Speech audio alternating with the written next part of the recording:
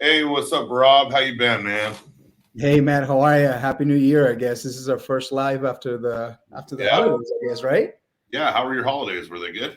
was good. Yeah, we had a good time. Nice. He was so needed. Although you know how it is. You end up working through the holidays because Oh that's yeah, when customers have free time, so they start texting you in the right. middle of Exactly. something.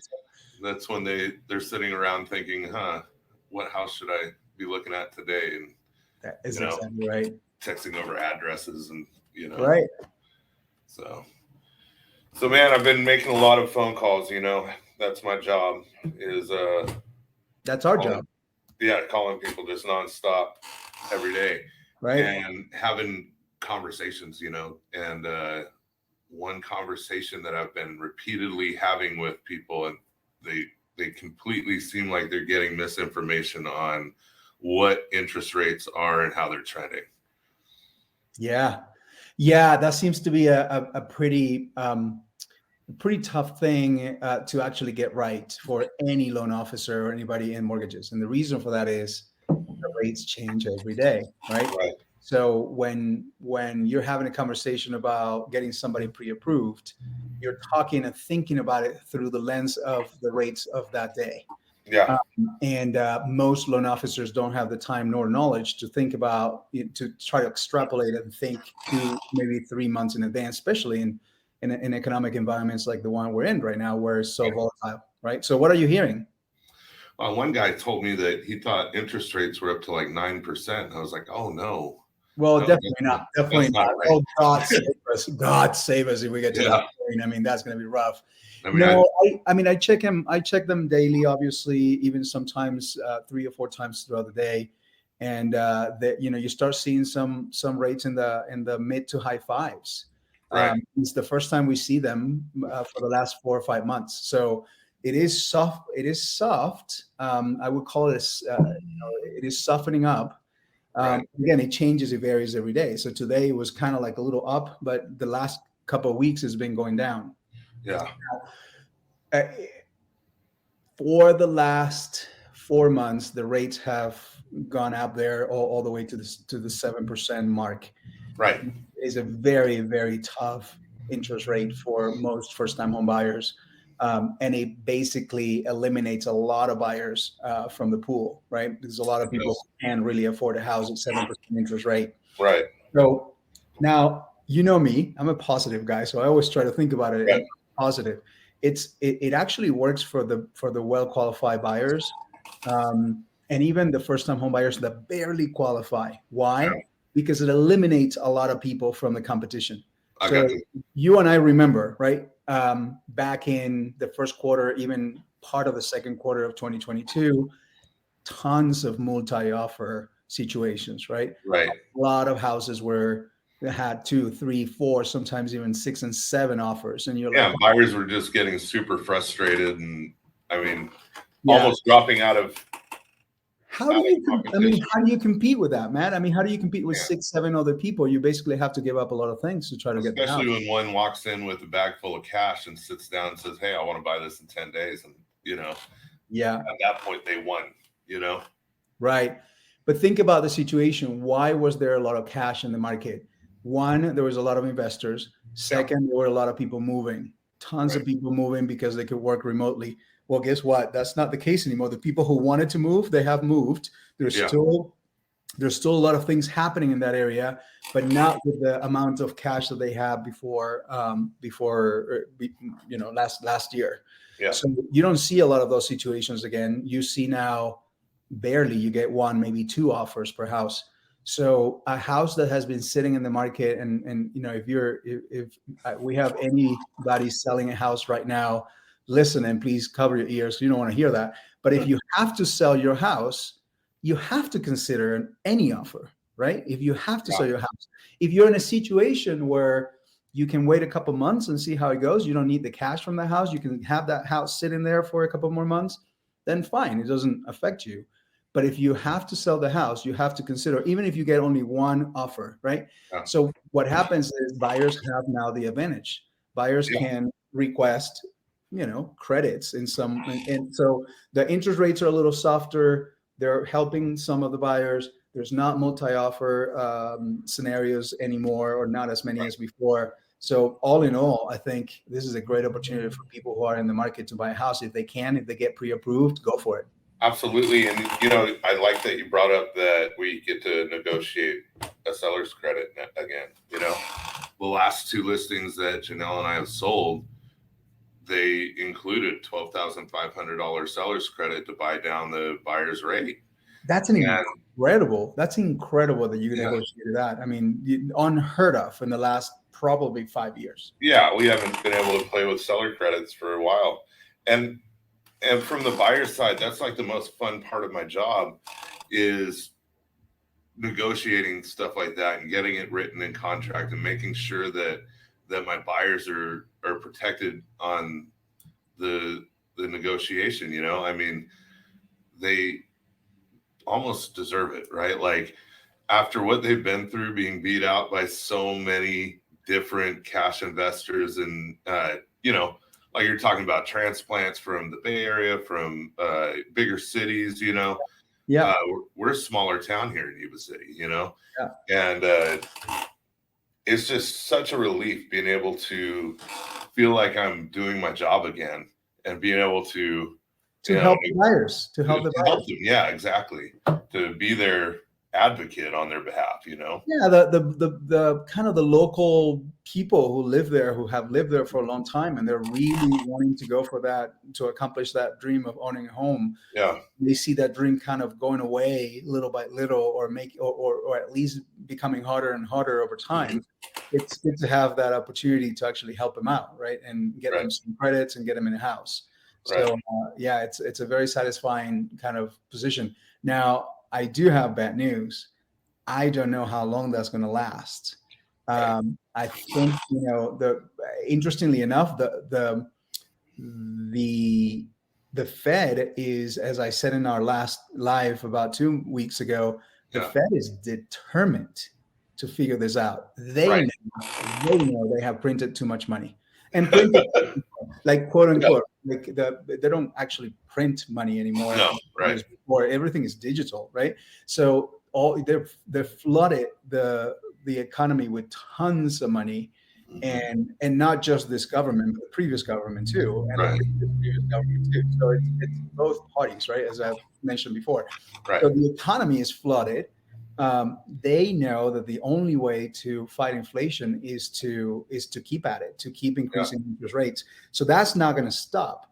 What has changed, though, this year, it seems like, is what we're looking at right now is what's going to happen with the Treasury, 10-year Treasury. What is going to happen to that return? What's going to happen to the job market? Right. It seems to be strong. I hope it stays strong. But we'll see. And so I guess what I'm trying to say is there's other factors that affect mortgage rates. That is not just what the Fed says in terms of increasing the rates. Yeah. And those other factors might keep the rates where they are right now. Right. Sales volume is going to be very important. If we continue at the current very low sales volume, there's really not much not much the mortgage industry can do to keep mortgages going. So I think that environment will dictate where we go from here. But we'll see if the rates stay low or continue to go lower than what they are right now. Is going to bring more people back to buy houses. And if the jobs are stable, brings more people back, there's going to be more competition sometime middle of the year. So we'll see. I'm not into predictions. I hate predictions. I know. Same here. Probably be wrong. I mean, what do you think? When we look at all the evidence, I mean, every single year, we see these ebbs and flows. And right now in January, I'm noticing a lot more buyer activity. I mean, I've sent a number of people over to you in the last week or two, right? Yeah. And that has everything to do with the fact that people are starting to kind of like calm down from getting beat up and starting to heal, and they're like, okay, let's give it a shot, and like you said, that's going to cause more competition, because if we have more people wanting to purchase houses and lower inventory, but Right. it's a different kind of competition because they're, you know, they're all buyers with a loan attached to them. It's not you're trying to compete with cash. That's what we were going through, 8 months ago. And that was just a failing system for anybody that had like an FHA, USDA, those kind of loans. It just made it impossible for them to get accepted, and now we're seeing, more FHA, more USDA, VA loans being accepted by sellers. I mean, Yeah, you're absolutely right. You know what's interesting is what I noticed is people that because you send me a couple customers that need to be looked at, and but it's the same with every realtor that is kind of going through that pool of buyers that got discouraged in 2022 and 2021. Right. Did not make it happen. They couldn't figure it out, and they come with a little bit of PTSD. If I may say so. They're very weary. They're worried. They don't jump into the conversation right away. They kind of push it off a little bit.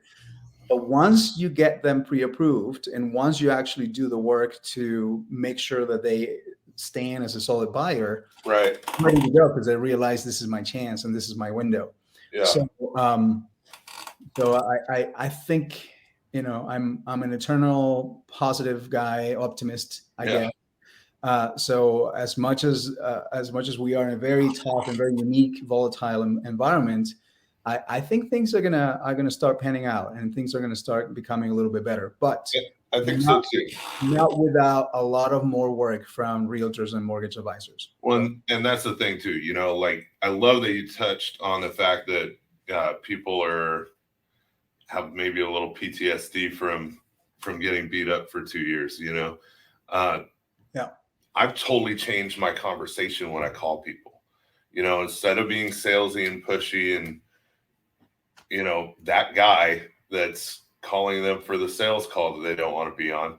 Right. I'm like, hey, this is Matt Moreno with Moreno Real Estate Team. I'm just reaching out to my base to talk to people and have that conversation. Do you have any questions about the market right now? Or, and just start them off soft, because they've been through a lot in the last couple of years, and I've noticed that coming at them with the approach of kind of being the educator and the advisor is a whole lot better of conversation. They want to keep me on the phone, and then the more they start asking questions, the more that we realize, okay, let's start moving forward. Let's see what we can do to get you pre-approved, to get you keys in your hand and into a home. Yeah, that's a great comment. However, it's still, as you said, it's much work. It's much more work, right? It's when you have an environment where things are moving pretty fast and buyers have to compete. It's you have the luxury as a realtor or a mortgage advisor to pick who you would talk to, and you have the luxury of saying, "Listen, be that kind of salesy guy and say like, hey, listen, my time is precious too, right? Your time is important. You're trying to buy, you're trying to figure it out. But my time is precious too. I have 5 other people knocking on the door. But right now, I think it's a good thing that it forces loan officers and realtors to be an advisor, to be a true representative, a true advocate for the buyer. And it's a luxury we didn't have before. I guess the market pushes us to do that. But it also does something super interesting that we touched on in our last conversation, which is it weeds out the people who don't have the knowledge, who don't have the experience, who cannot play that role. So there's a lot of realtors out there that are not closing any transactions. Why? Because they don't know any better. They don't know how to be that advisor. Same thing for loan officers. There's tons of loan officers who are, like, unfortunately, the ones that give this position and this industry a bad name, that can close a deal to save their lives because they don't know how to be an advisor. So I think it's a good thing. I think it's a good thing for the industry to finally be in a situation where we have to almost, purge and clean up, like thin the herd a little bit, right? Yeah, the people who shouldn't be here. And I feel bad saying it in such a negative way, but it's true, right? You know, and here's the deal, Rob. I mean, I come on and do these lives all the time, and I give all the knowledge that I can, right? Because if they're listening, it's time for them to listen, right? Like, obviously, we're all doing something right and closing deals and have business in the pipeline for a reason. If they do the same thing, they'll have the same results. You Yep. know, I mean, a little education goes a long way in this industry. You know, Absolutely, absolutely, and you have to. There's just some. I always say this is one of the most convoluted decisions and transactions any human being can enter into, right? And yeah, it takes a lot of moving parts, and it takes a lot of knowledge. So I don't see it any other way. You have to provide a good consumer or customer or buyer experience. yeah, You have to be the educator. You have to teach them. You have to hold their hands. You have to walk with them through the right. process, because it's a very convoluted process. And again, one of the biggest decisions anybody makes in their lifetime. Yeah. Awesome. Well, I'm glad that we caught up today. I know we were a little bit later than our original timeline. I had a customer on the line that I actually had to take extra time to educate. Right. So I appreciate being patient with me. I appreciate that. Yeah. Well, hey, thanks for coming on, and we'll talk to you next time. All right. All right. We'll do it next week again. Thanks. All right.